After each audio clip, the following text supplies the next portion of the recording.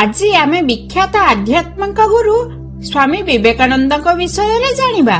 ସ୍ୱାମୀ ବିବେକାନନ୍ଦ କହିଛନ୍ତି, ଏ ଦୁନିଆ ସର୍ବପ୍ରଥମେ ପ୍ରତ୍ୟେକ ଉତ୍ତମ କାର୍ଯ୍ୟର ପରିହାସ କରିଥାଏ, ଏହାପରେ ତାକୁ ବିରୋଧ କରିଥାଏ ଏବଂ ଶେଷରେ ତାକୁ ଗ୍ରହଣ କରିଥାଏ। ସ୍ୱାମୀ ବିବେକାନନ୍ଦ କେବଳ 49 ବର୍ଷ ବୟସ ଏ ପୃଥିବୀ ପୃଷ୍ଠରେ ରହିଲେ।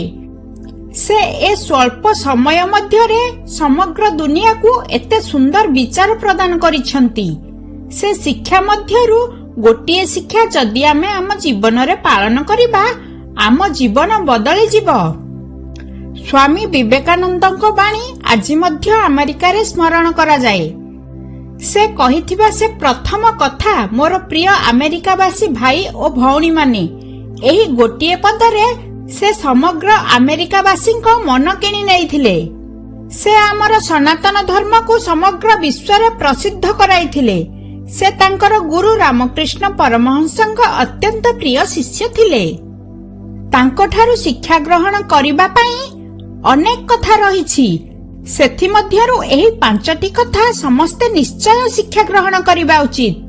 ପ୍ରଥମ ଶିକ୍ଷା, ସବୁଠାରୁ ବଡ଼ ଶିକ୍ଷା, ଯାହା ସ୍ୱାମୀ ବିବେକାନନ୍ଦଙ୍କ ଠାରୁ ଶିଖିବା ଉଚିତ।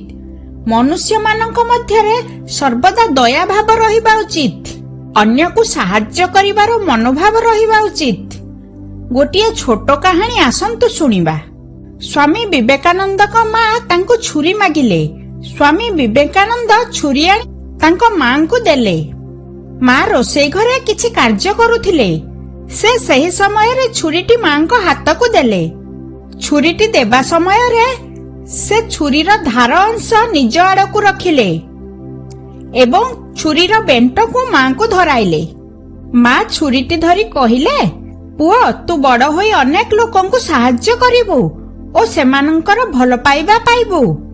ଏହା ଶୁଣି ସ୍ୱାମୀ ବିବେକାନନ୍ଦ ମାଙ୍କୁ ପଚାରିଲେ, ମା, ତୁମେ ଏପରି କାହିଁକି କହିଲ? ଏହା ଶୁଣି ମା କହିଲେ, ତୁ ଧ୍ୟାନ ରଖିଲୁ କି ତୋ ମାକୁ ଯେପରି ଆଘାତ ନ ଲାଗେ। ତୁ ଛୋଟ ପିଲା ହୋଇ ମଧ୍ୟ ଧ୍ୟାନ ରଖିଲୁ କି ଛୁରୀର ଧାରୁଆ ଅଂଶ ନିଜ ଆଡ଼କୁ ରଖି ବେଣ୍ଟ ମୋ ହାତକୁ ଧରାଇଲୁ। ଏହି ଛୋଟ ଘଟଣାରୁ ଜଣାଯାଏ ସ୍ୱାମୀ ବିବେକାନନ୍ଦ କେତେ ଦୟାଳୁ ଥିଲେ। ତାଙ୍କ ମନ ସମସ୍ତଙ୍କ ପ୍ରତି ଦୟାଭାବ ଓ କରୁଣାରେ ପରିପୂର୍ଣ୍ଣ ଥିଲା। ଏହି ଛୋଟ କାହାଣୀଟି ଆମକୁ ଏହା ଶିକ୍ଷା ଦିଏ କି ତୁମ ପରିବାରର କେହି ବି କିଛି ଭଲ କାମ କଲେ ତାଙ୍କୁ ଉତ୍ସାହିତ କରନ୍ତୁ ଓ ତାଙ୍କୁ ଧନ୍ୟବାଦ ଜଣାନ୍ତୁ। ତାଙ୍କର ମନୋବଳ ବଢ଼ାନ୍ତୁ, ଯେପରି ସେ ଭବିଷ୍ୟତରେ ଅନ୍ୟମାନଙ୍କ ଭଲ ପାଇଁ କାର୍ଯ୍ୟ କରିବେ ଏବଂ ଜଣେ ଭଲ ମନୁଷ୍ୟ ହୋଇପାରିବେ।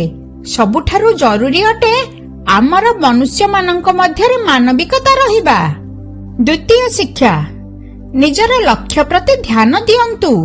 ସ୍ୱାମୀ ବିବେକାନନ୍ଦଙ୍କ ଦ୍ୱାରା କୁହାଯାଇଥିବା ବାଣୀଗୁଡ଼ିକ ଅତ୍ୟନ୍ତ ଲୋକପ୍ରିୟ ଅଟେ। ଉଠ, ଜାଗ ଏବଂ ସେ ପର୍ଯ୍ୟନ୍ତ ଅଟକି ଯାଅ ନାହିଁ ଯେ ପର୍ଯ୍ୟନ୍ତ ତୁମେ ତୁମର ଲକ୍ଷ୍ୟ ହାସଲ ନ କରିଛ। ଏ ବିଷୟରେ ଗୋଟିଏ ଛୋଟ କାହାଣୀ ଶୁଣିବା ଆସନ୍ତୁ। ସ୍ୱାମୀ ବିବେକାନନ୍ଦ ତାଙ୍କ ଆଶ୍ରମରେ ବିଶ୍ରାମ କରୁଥିଲେ। ଜଣେ ଲୋକ ଆସି କହିଲେ, ମୁଁ ସ୍ୱାମୀ ବିବେକାନନ୍ଦଙ୍କୁ ଭେଟିବାକୁ ଚାହୁଁଛି। ଏହା ମହତ୍ୱପୂର୍ଣ୍ଣ ଅଟେ। ତାଙ୍କୁ କିଛି ପ୍ରଶ୍ନ ପଚାରିବାର ଅଛି। ସେ ସମୟରେ ସେ ବ୍ୟକ୍ତି ଯାଇ ତାଙ୍କ ପାଦ ତଳେ ବସିଗଲେ ଏବଂ ସ୍ୱାମୀଜୀ ଉଠିଲା ପରେ ତାଙ୍କ ଗୋଡ଼ ତଳେ ପଡ଼ିଗଲେ। ମୋତେ ମାର୍ଗଦର୍ଶନ କରନ୍ତୁ, ମୁଁ କିପରି ନିଜର ଲକ୍ଷ୍ୟ ହାସଲ କରିବି ଏବଂ ସଫଳତା ପ୍ରାପ୍ତ କରିବି। ମୁଁ ଯାହା ଚାହୁଁଛି ମୁଁ ହାସଲ କରିପାରୁନାହିଁ। ଏହାପରେ ସ୍ୱାମୀଜୀ କହିଲେ, ତୁମେ ଗୋଟିଏ କାର୍ଯ୍ୟ କର। ସ୍ୱାମୀଜୀ ତାଙ୍କର କୁକୁରକୁ ଦେଖାଇ କହିଲେ, ଏ ମୋର ପାଳିତ କୁକୁର, ଏହାକୁ କିଛି ସମୟ ବାହାରେ ବୁଲାଇ ଆଣ, ତାପରେ ମୁଁ ତୁମ ସହ କଥା ହେବି। ସେ ବ୍ୟକ୍ତି କୁକୁରଟିକୁ ନେଇ ବୁଲିବାକୁ ଗଲେ। କିଛି ସମୟ ପରେ ସେ ସ୍ୱାମୀଜୀଙ୍କ ନିକଟକୁ ଆସିଲେ। ତାଙ୍କୁ ସ୍ୱାମୀଜୀ 2ଟି ପ୍ରଶ୍ନ ପଚାରିଲେ। ତୁମେ ତ ଥକିଲା ପରି ଜଣାଯାଉନ, ଏ କୁକୁର କାହିଁକି ଏମିତି ଥକି ଯାଇଛି? ଏହାପରେ ବ୍ୟକ୍ତି କହିଲେ, ମୁଁ କୁକୁରକୁ ନେଇ ଯିବା ବେଳେ ମୁଁ ସିଧା ରାସ୍ତାରେ ଯାଉଥିଲି। କିଛି ସମୟ ବୁଲି ଫେରି ଆସିଲି, କିନ୍ତୁ ଆପଣଙ୍କ କୁକୁର ରାସ୍ତାର ଯେକୌଣସି ଜିନିଷ ଦେଖେ ସେଠାକୁ ଦୌଡ଼େ। ସେ ଏପରି ଦୌଡ଼ିବା ଯୋଗୁଁ ସେ ଏତେ ଥକି ଯାଇଛି। ଏହାପରେ ସ୍ୱାମୀଜୀ କହିଲେ, ଏହି ଘଟଣାରେ ତୁମର ଜୀବନର ସାର ଲୁଚି ରହିଛି। ତୁମକୁ ତୁମର ଲକ୍ଷ୍ୟ ସାମ୍ନାରେ ଦେଖାଯାଉଛି, କିନ୍ତୁ ତୁମେ କେତେବେଳେ ଏଇ ସ୍ଥାନକୁ ଚାଲି ଯାଉଛ ତ କେତେବେଳେ ସେଇ ସ୍ଥାନକୁ ଚାଲି ଯାଉଛ। ତୁମେ ତୁମର ଲକ୍ଷ୍ୟ ସ୍ଥିର ରଖୁନାହଁ, ଫଳରେ ତୁମେ ତୁମର ଲକ୍ଷ୍ୟ ପ୍ରାପ୍ତ କରିପାରୁନାହଁ। ତୁମେ ଯଦି ଏପରି ଦୌଡ଼ିବ ତେବେ କିଛି ଦୂର ଗଲା ପରେ ତୁମେ ଥକି ପଡ଼ିବ। ଯଦି ସିଧା ରାସ୍ତାରେ ଚାଲିବ ତେବେ ନିଶ୍ଚିତ ତୁମର ଲକ୍ଷ୍ୟ ପ୍ରାପ୍ତ କରିପାରିବ। ଏହି କାହାଣୀ ଏହା ଶିକ୍ଷା ଦିଏ କି ନିଜ ଜୀବନରେ ନିଜର ଲକ୍ଷ୍ୟ ପ୍ରତି ଧ୍ୟାନ ଦିଅ, ନିଜର ଲକ୍ଷ୍ୟରୁ ବିଚ୍ୟୁତ ହୁଅ ନାହିଁ। ବେଳେ ବେଳେ ଲୋକମାନଙ୍କ କଥା ଶୁଣି ଆମେ ଭାବୁ କି ସେ ସେହି କାର୍ଯ୍ୟ କରି ଭଲ ନାମ କମାଇଲା, ମୁଁ ମଧ୍ୟ ସେ କାର୍ଯ୍ୟ କରିବି। ଆମେ ବହୁତ ଶୀଘ୍ର ନିଜର ଲକ୍ଷ୍ୟଚ୍ୟୁତ ହୋଇଯାଉ। ପରେ କିଛି ହାସଲ କରି ନ ପାରି ମନସ୍ତାପ କରୁ କି ଏହି କାର୍ଯ୍ୟ ମୋ ପାଇଁ ନଥିଲା ଏବଂ ଯେଉଁ କାର୍ଯ୍ୟ କରିବାର ଥିଲା ତାହା କରିହେଲା ନାହିଁ। ତୃତୀୟ ଶିକ୍ଷା, ନାରୀମାନଙ୍କୁ ସମ୍ମାନ ଦିଅ। ନାରୀ ସର୍ବଦା ସମ୍ମାନିତ ହେବା ଉଚିତ। ସ୍ୱାମୀ ବିବେକାନନ୍ଦଙ୍କ ଜୀବନରେ ଘଟିଥିବା ଏହି ଘଟଣାଟି ଶୁଣନ୍ତୁ। ସ୍ୱାମୀଜୀ ସନାତନ ଧର୍ମର ପ୍ରଚାର ପାଇଁ ଦେଶ ବିଦେଶ ଭ୍ରମଣ କରୁଥିଲେ, ଲୋକମାନଙ୍କୁ ଉପଦେଶ ଦେଉଥିଲେ। ସ୍ୱାମୀଜୀ ସେହି ସମୟରେ ଅନ୍ୟ ଏକ ଦେଶରେ ଥିଲେ। ଅନେକ ଲୋକ ତାଙ୍କୁ ଭେଟିବା ପାଇଁ ଆସିଥିଲେ। ଜଣେ ମହିଳା ତାଙ୍କ ନିକଟକୁ ଆସି କହିଲେ, ମୁଁ ଆପଣଙ୍କ ଚିନ୍ତାଧାରାରେ ପ୍ରଭାବିତ ଅଟେ। ଆପଣ ବହୁତ ଭଲ ଉପଦେଶ ଦେଉଛନ୍ତି। ମୁଁ ଆପଣଙ୍କୁ ମୋର ପତି ଭାବେ ଗ୍ରହଣ କରିବାକୁ ଚାହୁଁଛି। ଯେତେବେଳେ ସେ ନାରୀ ତାଙ୍କୁ ବିବାହ ପାଇଁ ପ୍ରପୋଜାଲ ଦେଲେ, ଏହା ଶୁଣି ସ୍ୱାମୀଜୀ କହିଲେ, କିପରି ସମ୍ଭବ? ମୁଁ ଜଣେ ସନ୍ନ୍ୟାସୀ। ଆପଣ ଯଦି ମୋ କଥାରେ ଏତେ ପ୍ରଭାବିତ ହୋଇଛନ୍ତି, ମୋତେ ଆପଣ ପୁତ୍ର ଭାବରେ ଗ୍ରହଣ କରନ୍ତୁ। ଏହା ଦ୍ୱାରା ମୋର ସନ୍ନ୍ୟାସ ମଧ୍ୟ ଭାଙ୍ଗିବନି ଏବଂ ଆପଣଙ୍କୁ ମୋ ପରି ପୁତ୍ର ପ୍ରାପ୍ତ ହୋଇଯିବ। ସ୍ୱାମୀଜୀଙ୍କ ଠାରୁ ଏପରି କଥା ଶୁଣି ସେ ସ୍ୱାମୀଜୀଙ୍କ ପାଦ ତଳେ ପଡ଼ିଗଲେ ଏବଂ କହିଲେ, ପ୍ରକୃତରେ ଆପଣ ଭଗବାନଙ୍କ ସମାନ ଅଟନ୍ତି। ଯେକୌଣସି ପରିସ୍ଥିତିରେ ମଧ୍ୟ ନିଜର ଧର୍ମ ପଥରୁ ବିଚ୍ୟୁତ ହୁଅନ୍ତି ନାହିଁ। ଏହି ଛୋଟ ଘଟଣାଟି ଆମ ସମସ୍ତଙ୍କୁ ଏକ ମହତ୍ୱପୂର୍ଣ୍ଣ କଥା ଶିକ୍ଷା ଦିଏ। ଜୀବନରେ ସର୍ବଦା ନାରୀମାନଙ୍କ ସମ୍ମାନ କରନ୍ତୁ। କେବଳ ସେମାନଙ୍କ ପାଇଁ ଆମେ ସମସ୍ତେ ଏ ଦୁନିଆକୁ ଆସିଛେ। ଚତୁର୍ଥ ଶିକ୍ଷା, ଜୀବନରେ ସର୍ବଦା ନିଜର ଗୁରୁଙ୍କୁ ସମ୍ମାନ କରନ୍ତୁ। ନିଜର ଗୁରୁଙ୍କୁ କେବେ ବି ଭୁଲନ୍ତୁ ନାହିଁ।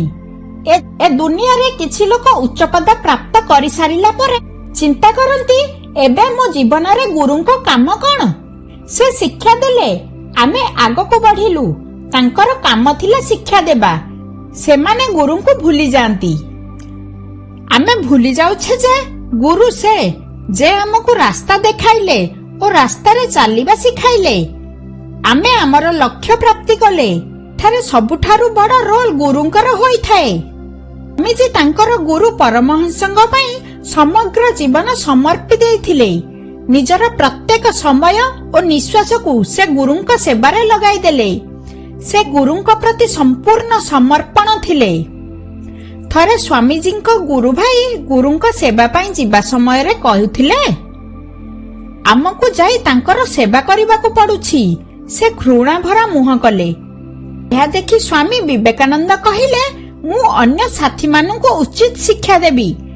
ଏହାପରେ ସ୍ୱାମୀ ଗୁରୁଙ୍କ ପ୍ରତ୍ୟେକ କାର୍ଯ୍ୟ ନିଜେ କଲେ। ସେ ଗୁରୁଙ୍କ ଥୁକଦାନୀକୁ ବାହାରେ ନେଇ ସଫା କରି ଆଣୁଥିଲେ, ଯେଉଁଥିରେ ଗୁରୁ ରକ୍ତ ଓ କଫ ସବୁ ପକାଉଥିଲେ। ଏହାପରେ ସେ ନିଜର ପ୍ରତ୍ୟେକ କାର୍ଯ୍ୟରେ ଗୁରୁଙ୍କୁ ଅନୁଭବ କଲେ। ନିଜର ପ୍ରତ୍ୟେକ ଶ୍ୱାସ ଓ ଜୀବନକୁ ଗୁରୁଙ୍କୁ ସମର୍ପଣ କରିଦେଲେ। ରାମକୃଷ୍ଣ ପରମହଂସ ଯେତେବେଳେ ନିଜ ଜୀବନର ଶେଷ ନିଶ୍ୱାସ ନେଉଥିଲେ, ଜୀବନର ଅନ୍ତିମ କ୍ଷଣରେ ଥିଲେ, ସେତେବେଳେ ତାଙ୍କ ଦେହ ଅତ୍ୟନ୍ତ ଖରାପ ହେବାକୁ ଲାଗିଲା। ସେତେବେଳେ ମଧ୍ୟ ନିଜର ଗୁରୁଙ୍କ ସହିତ ରହୁଥିଲେ ସ୍ୱାମୀ ବିବେକାନନ୍ଦ। ଇଏ ସେହି ସମୟ ଥିଲା ଯେତେବେଳେ ସ୍ୱାମୀ ବିବେକାନନ୍ଦଙ୍କ ପରିବାରର ସମୟ ଠିକ ନଥିଲା, ପରିବାରର ସ୍ଥିତି ଠିକ ନଥିଲା। ସେତେବେଳେ ମଧ୍ୟ ସେ ପରିବାରକୁ ଛାଡ଼ି ଗୁରୁଙ୍କ ସେବାରେ ଲାଗି ରହିଥିଲେ। ଦିନର ପ୍ରତିଟି ମୁହୂର୍ତ୍ତ ଗୁରୁଙ୍କ ସେବାରେ ଉପସ୍ଥିତ ରହୁଥିଲେ। ସ୍ୱାମୀଜୀଙ୍କ ଇଚ୍ଛା ଥିଲା, ମୋ ଗୁରୁଙ୍କ ଅସ୍ତିତ୍ୱକୁ ମୋତେ ପାଇବାର ଅଛି। ମୁଁ ଏହାର ଗୋଟିଏ ଅଂଶ ହୋଇ ରହିବି। ଏ ସମଗ୍ର ଦୁନିଆରେ ଆଧ୍ୟାତ୍ମିକତାର ପ୍ରଚାର କରିବି। ପଞ୍ଚମ ଶିକ୍ଷା, ବୁଦ୍ଧିମାନ ହୁଅନ୍ତୁ କିନ୍ତୁ ସମସ୍ତଙ୍କ ସହିତ ସମ୍ବନ୍ଧ ଭଲ ରଖନ୍ତୁ। ସମସ୍ତଙ୍କ ସହିତ ଥଟ୍ଟା ମଜା କରିବା ଛାଡନ୍ତୁ ନାହିଁ। ବେଳ ଜୀବନରେ ଆମେ ଏତେ ସିରିୟସ୍ ହୋଇଯାଉ କି ହସିବା ମଧ୍ୟ ଭୁଲି ଯାଉ। ଆମର ହସ ବହୁତ ମୂଲ୍ୟବାନ। ସ୍ୱାମୀ ବିବେକାନନ୍ଦ ବିଦେଶରେ ଗୋଟିଏ ରେଷ୍ଟୁରାଣ୍ଟରେ ଡିନର କରୁଥିଲେ। ତାଙ୍କ ସହିତ ଜଣେ ଫରେନର ମଧ୍ୟ ବସିଥିଲେ। ସେ ଫରେନର କହିଲେ, ମୁଁ ଏପରି କୌଣସି ରେଷ୍ଟୁରାଣ୍ଟରେ ମଧ୍ୟ ଖାଦ୍ୟ ଗ୍ରହଣ କରିବିନି ଯେଉଁଠାରେ ଗୋଟିଏ ଘୁଷୁରୀ ଏବଂ ଗୋଟିଏ ପକ୍ଷୀ ସାଙ୍ଗରେ ବସିଥିବେ। ଏହାପରେ ସ୍ୱାମୀ ବିବେକାନନ୍ଦ କହିଲେ, ଆପଣ କହିବାର ଅର୍ଥ ମୁଁ ଏଠାରୁ ଉଡ଼ିଯିବି? ଏହା ଶୁଣି ସେଠାରେ ଖାଦ୍ୟ ଖାଉଥିବା ଅନ୍ୟ ଲୋକମାନେ ଜୋରରେ ହସିବାକୁ ଲାଗିଲେ।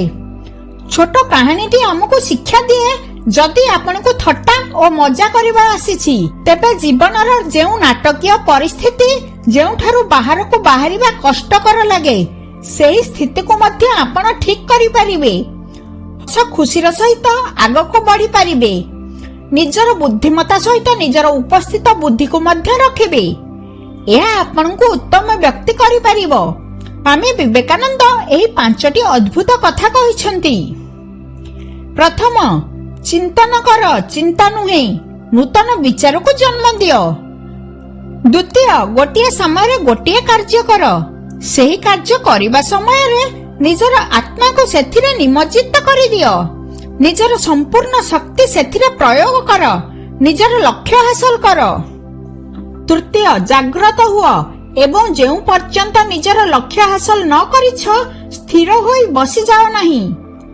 ଚତୁର୍ଥ, ଯେ ପର୍ଯ୍ୟନ୍ତ ଜୀବିତ ଅଛ, ଶିକ୍ଷା ଗ୍ରହଣ କରିଚାଲ। ପଞ୍ଚମ, ଏ ଦୁନିଆ ଗୋଟିଏ ଜିମ୍। ଏଠାକୁ ଆମେ ନିଜକୁ ମଜବୁତ କରିବାକୁ ଆସିଛେ। ଆମେ ନିଜ ଜୀବନର ଅନ୍ତିମ ଦିନରେ ଯଜୁର୍ବେଦ ପାଠ କଲେ ଏବଂ କହିଲେ, ଆଉ ଜଣେ ବିବେକାନନ୍ଦ ଆବଶ୍ୟକ।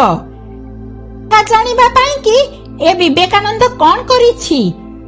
ତାଙ୍କର ଶିଷ୍ୟମାନେ କୁହନ୍ତି, 4 ଜୁଲାଇ 1902 ସ୍ୱାମୀଜୀଙ୍କର ଏ ସଂସାରରେ ଶେଷ ଦିନ ଥିଲା। ସେଦିନ ମଧ୍ୟ ସେ ନିଜର ଦିନଚର୍ଯ୍ୟାକୁ ବଦଳାଇ ନଥିଲେ। ପ୍ରାତଃ ସେ ନିଜର ନିତ୍ୟକର୍ମ ଶେଷ କରି ଧ୍ୟାନସ୍ଥ ଅବସ୍ଥାରେ ମହାସମାଧି ନେଇଥିଲେ। ସ୍ୱାମୀ ବିବେକାନନ୍ଦଙ୍କ ଜୀବନୀରୁ ଆମେ କିଛି ଶିକ୍ଷା ଗ୍ରହଣ କରି ଆମ ଜୀବନରେ ଗୋଟିଏ ଶିକ୍ଷାକୁ ପ୍ରୟୋଗ କରି ନିଜ ଜୀବନକୁ ବଦଳାଇବା। Please like, share and subscribe my channel.